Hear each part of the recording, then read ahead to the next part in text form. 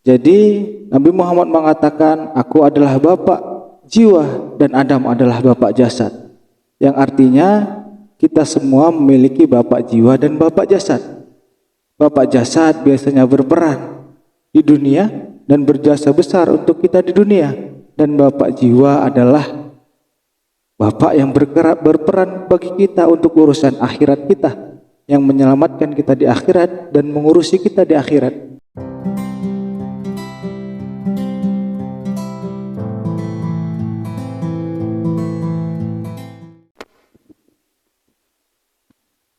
Assalamualaikum warahmatullahi wabarakatuh. Alhamdulillah wa syukurillah wa ni'matil iman biddinil Islam. Asyhadu an la ilaha illallah wahdahu la syarikalah wa asyhadu anna Muhammadan abduhu wa rasuluhu. Sahabat semua yang dimuliakan oleh Allah Subhanahu wa taala, Nabi Muhammad Rasulullah sallallahu alaihi wasallam bersabda, Ana abul arwahi wa Adam abul bashar. Aku adalah bapak jiwa dan Adam adalah bapak jasad. Perlu kita ketahui semuanya sahabat yang dimuliakan oleh Allah, bahwa Nabi Muhammad dalam sabdanya tersebut mengatakan bahwa Nabi Muhammad adalah bapak jiwa dan Nabi Adam adalah bapak jasad. Oleh karena itu setiap manusia, kita ini sebagai manusia pastilah memiliki bapak jiwa dan pasti pula memiliki bapak jasad. Namun perlu kita ketahui pula bahwa kajian ini adalah kajian ma'rifatullah, bukan kajian akidah. Ketika kita mengkaji tentang kajian ma'rifatullah, maka itu tidak termasuk dalam akidah. Dan dalam kajian akidah, orang-orang yang belajar akidah tapi tidak mempercayai kajian ma'rifatullah, maka akidahnya tidak batal, hanya saja kurang sempurna.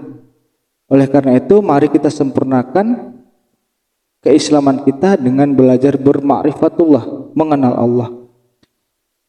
Jadi Nabi Muhammad mengatakan, aku adalah bapak jiwa dan Adam adalah bapak jasad.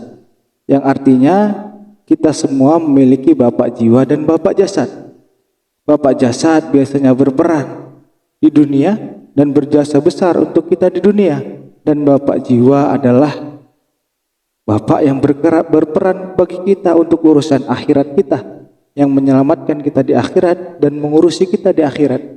Oleh karena itu antara bapak jiwa dan bapak jasad ini harus sama-sama kita miliki ketika kita ingin bisa berbahagia selamat di dunia dan di akhirat. Namun permasalahannya di sini Bapak Ibu, sahabat semua yang dimuliakan oleh Allah, siapakah bapak jasad dan siapa pula bapak jiwa itu?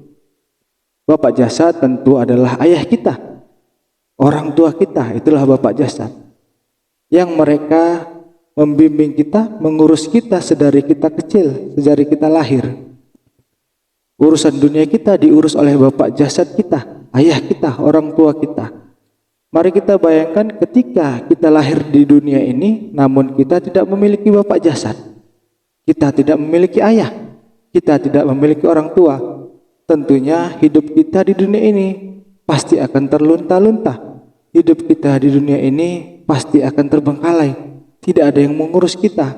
Jikalaupun ada yang mengurus kita, itu akan jauh lebih tidak bahagia, jauh lebih tidak enak dibanding memiliki bapak jasad, dibanding memiliki ayah dan orang tua. Mari kita bayangkan ketika kita tidak memiliki bapak jiwa, saudara sahabat semuanya, sahabat semua yang dimuliakan oleh Allah. Kalau kita memiliki bapak jasad, maka haruslah penting bagi kita pula untuk memiliki bapak jiwa. Karena bisa kita bayangkan kalau kita tidak memiliki bapak jasad, urusan kita di dunia, hidup kita di dunia itu terancam. Tidak ada yang mengurus kita, tidak ada yang membimbing kita, dan tidak ada yang menyelamatkan kita. Begitu pula lah kita ketika tidak memiliki bapak jiwa. Di akhirat nanti jiwa-jiwa kita ini tidak memiliki induknya. Di akhirat nanti jiwa-jiwa kita ini tidak akan memiliki bapaknya, dan tidak akan ada yang mengurusi kita, jiwa kita. Tidak akan ada pula yang membimbing jiwa kita, yang menyelamatkan jiwa kita. Maka di sini sahabat semua yang dimuliakan oleh Allah, saya mengajak kita semua sahabat untuk mengenali siapa bapak jiwa itu. Kalau Nabi Muhammad mengatakan ana albu arwahi, akulah bapak jiwa, ya bapak jiwa kita adalah Nabi Muhammad Rasulullah Shallallahu Alaihi Wasallam, dan bapak jasad kita ya orang tua kita, ayah kita. Begitu kan? Karena kita tidak bisa bertemu langsung dengan Nabi Muhammad, maka Nabi Muhammad mengatakan al ulama warasatul anbiya, ulama adalah para pewarisku. Sehingga bapak jiwa kita itu adalah para pewaris Nabi sebenarnya. Oleh karena itu mari dekatkan diri kita kepada para pewaris Nabi, karena pewaris Nabi itulah yang mewarisi Nabi Muhammad. Apanya yang diwarisi? Nurnya Nabi Muhammad, jiwanya Nabi Muhammad yang diwarisi. Oleh karena itu ketika kita meninggal dunia nanti, sejatinya jiwa-jiwa kita ini akan kembali kepada Nabi Nur Nabi Muhammad melalui perantara bapak jiwa kita tadi. Siapa itu? Pewaris Nabi tadi. Oleh karena itu mari sahabat rekan semua yang dimuliakan oleh Allah, mari kita cari bapak jiwa kita, mari kita cari pembimbing kita, mari kita mencari guru kita, karena bapak jiwa itu adalah yang akan menyelamatkan kita untuk urusan akhirat kita nanti. Jadi saya ulangi sekali lagi, sahabat semua yang dimuliakan oleh Allah, dalam hidup ini kita harus memiliki bapak jasad maupun bapak jiwa. Keduanya ini haruslah kita miliki supaya bisa menyelamatkan diri kita, baik di dunia maupun di akhirat. Kalau bapak jiwa menyelamatkan kita di dunia, kalau bapak jasad menyelamatkan kita di dunia, maka bapak jiwa tentulah akan menyelamatkan kita di akhirat. Ketika kita tidak memiliki bapak jasad, tidak memiliki ayah, tidak memiliki orang tua, maka hidup kita di dunia tentulah akan terlunta-lunta, tentulah akan susah dan tidak akan jauh dari bahagia.